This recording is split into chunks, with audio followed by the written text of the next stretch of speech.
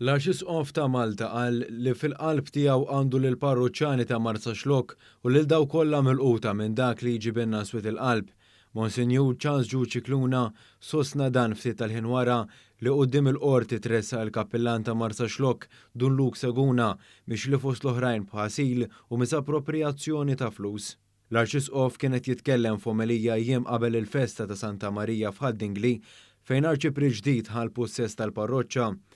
Monsinjur Arċisqof sostna li s-siġra li taqa' tagħmel ħafna ħoss, iżda fakkar fil-foresta ta' siġar li jikbru fis-silenzju. Imma s-siġra li taqa' ma tistax nessina il-foresta ta' siġar li kontinwament jikbru fis-silenzju. Mingħajr ħadd ma jinduna bihom, mingħajr ħadd ma jpoġġihom fuq il-headlines.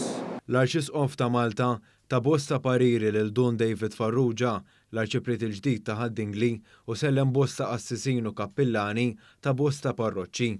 Monsinjur Cicluna għalli mhux il-mod li naħarqu l-boss kollu. Il-ġimgħa, ftit qabel il-kappillan ta' Marsaxlokk beda jaffaċċja l-akkużi, il-Kurja ta' Malta ħarġet stqarrija li fiha qalet li poġġiet lil Dunluk Seguna fuq administrative leave. Hija qalet li qed tikkoopera mal-awtoritajiet fuq dan il-każ.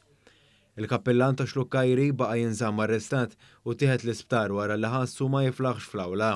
Imbagħad il-ġimgħa filgħaxija l-Arċisqof ta' Malta sostna li l-Mikri għandu interessi oħra. Raj mhux merċenarju biex tkun raj mhux Mikri.